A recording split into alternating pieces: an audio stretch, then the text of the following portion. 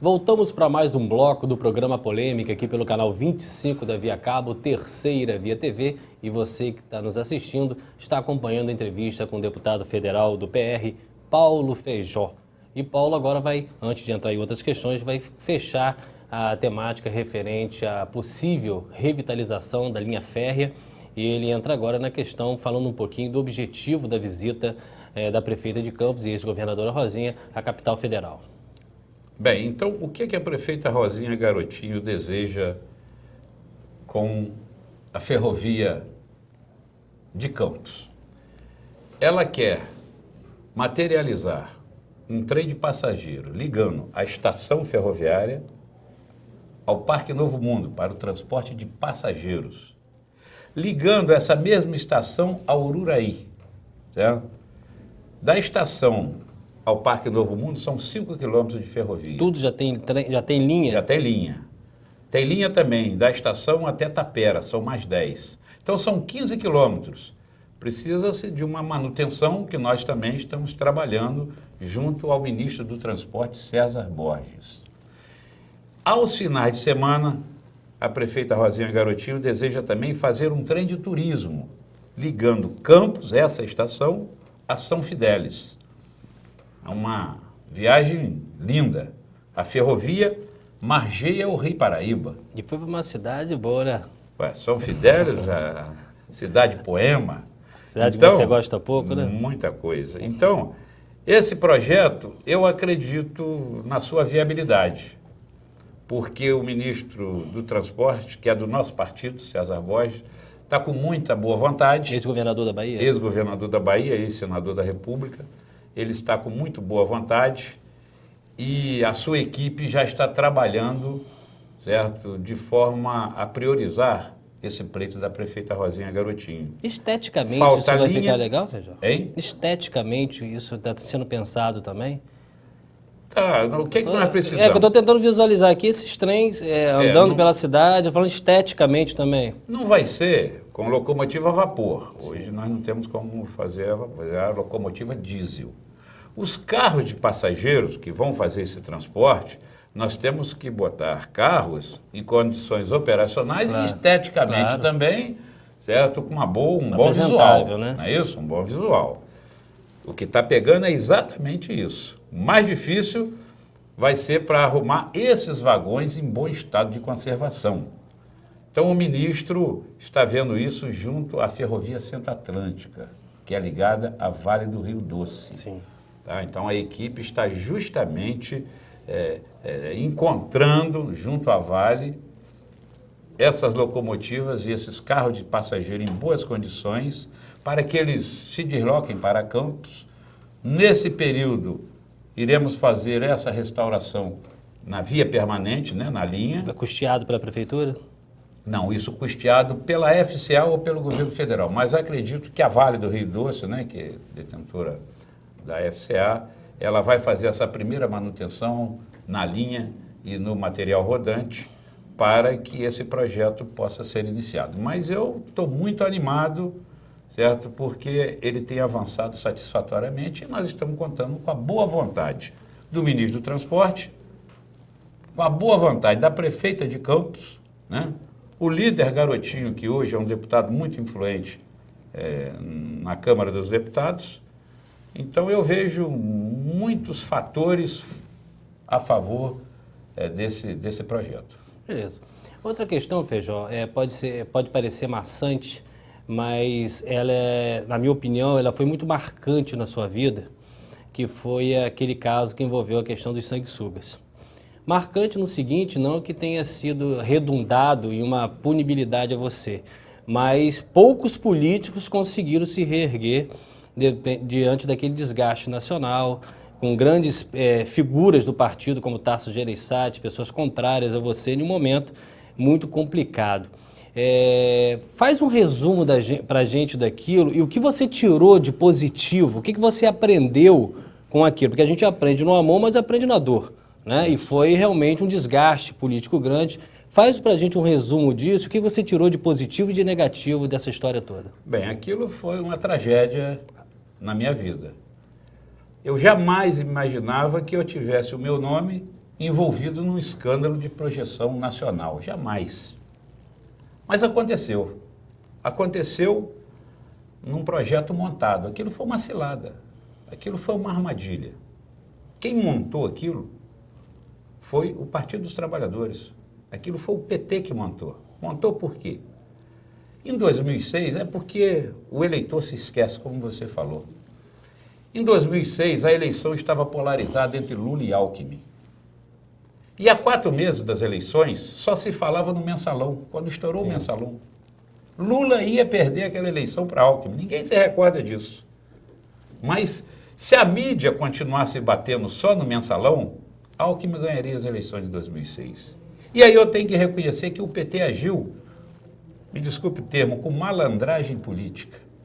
Eles criaram, sabe, esse escândalo das ambulâncias, porque ali eles colocaram naquele escândalo 100 parlamentares. Olha só que fato novo, importante para a mídia bater nos últimos 4 meses das eleições.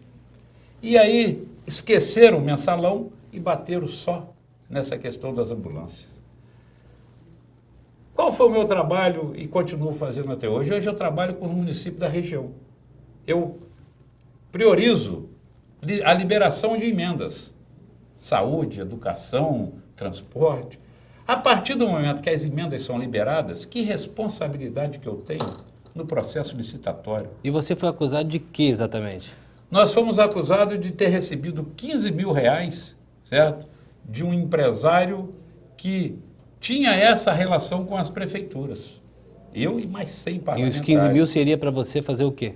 Para 15 mil reais para a campanha de 2002. Então, mas em troca você faria o quê? Para a campanha de 2002, eu indicaria esse rapaz para vender as ambulâncias na região. Eu jamais, e seria a ponte. Eu jamais fiz um pedido desse a qualquer prefeito ou a qualquer diretor. E você responde algum processo ainda por isso? Respondo um processo. Está no Supremo Tribunal Federal. Por prerrogativa de foro? É de foro. Você sabe que esses processos têm tramitação muito lenta. A TCU, Tribunal de Contas da União, já me excluiu, já me retirou, porque eu não tenho nada a ver, né? Mas realmente isso foi uma tragédia. Só que é o seguinte... Mas por que você foi o político que teve que deixar... Você não foi cassado, você deixou... Não, eu exerci meu mandato até o final. Tem pessoas que acham que eu renunciei. Não renunciei. O que houve comigo foi o seguinte: além do meu nome ter sido covardemente, criminosamente envolvida nesse escândalo, isso foi uma covardia, isso foi um crime, né? Eu, por ser o único deputado do PSDB a ter o nome envolvido, o que aconteceu? Tasso Gereissati, senador, na época presidente do PSDB, ele achou que me expulsando do partido, ele daria um exemplo para o Brasil de que o PSDB é um partido que só tem honesto. É o partido que corta na carne. PSDB faz o que o PT nunca fez. E aí Tasso Gereissati... Essa era a linguagem do momento, né? Aí o Tasso Gereissati, de maneira unilateral, sem me ouvir, sem me dar direito de defesa, me ameaçou de expulsão do partido. Aí faltava 2 meses para as eleições. Eu, com meu nome envolvido no escândalo de projeção nacional que a mídia batendo todo dia. Aguentei 2 meses. Eu ia ganhar a eleição, mesmo assim eu ia ganhar. Mas nos 2 últimos meses, o presidente do meu partido me ameaça de expulsão. Eu falei, não, é hora de eu recuar. O que eu fiz? Eu me desfiliei do PSDB há 2 meses das eleições, com a eleição ganha. Não concorri, fiquei 4 anos sem mandato.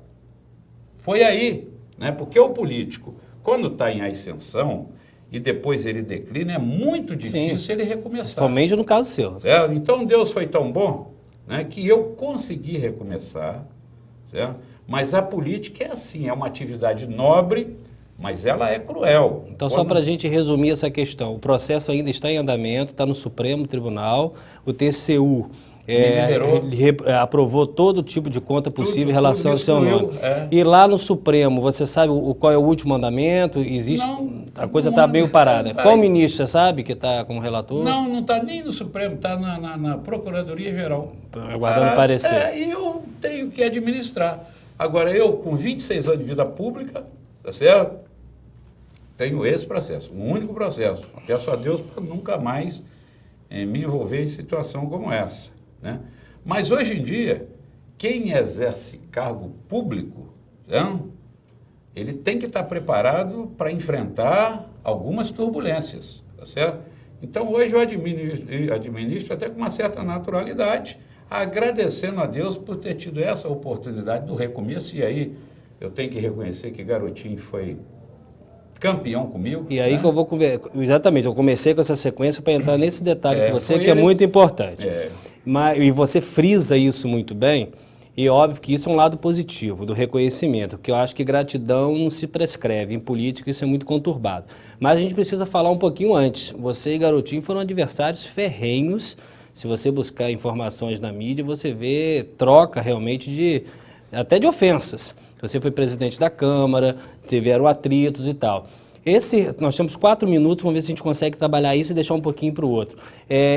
Essa aproximação, ela se deveu, na sua opinião, e é você que fez, né, a princípio, os dois, você era um homem muito forte para prefeito em Campos. Você chegou a ter votações grandes em Campos. E a última votação não foi uma votação perto da sua história enquanto político. Esse possível enfraquecimento, eu estou dizendo, não sei se é, você que vai me dizer, esse enfraquecimento foi um dos motivos que fez você se aproximar e hoje você ser um aliado de toda hora com o Garotinho? Garotinho hoje é um grande amigo que eu tenho, grande amigo. E Garotinho me ajudou na hora difícil, muito embora também, no momento difícil dele, Rosinha, sem mandato, na eleição de 2008, certo? Eu contribuí, né? Contribuí para a vitória de Rosinha em 2008. Sim, certo? se sacrificou, com a inclusive. minha candidatura a prefeito, essa candidatura sacrificou. onde eu fui humilhado eleitoralmente. Exatamente. Fui humilhado pela minha história, Claro. candidato a prefeito. Só que eu sabia que eu passaria por aquela dificuldade toda, que eu estava enfrentando muitos momentos. Eu tinha saído desse escândalo aí fabricado, né? Sem mandato. Pouca garrafa para A beber. eleição já estava polarizada entre Arnaldo e Rosinha. Mas eu queria ajudar a Rosinha a ganhar a eleição. E eu tenho meus motivos. E você vai falar deles depois do intervalo. Nós estamos aqui com Paulo Feijó, deputado federal do PR. Você está nos assistindo aqui pelo canal 25 da Via Cabo. Nós vamos ao intervalo e voltamos para o nosso último bloco.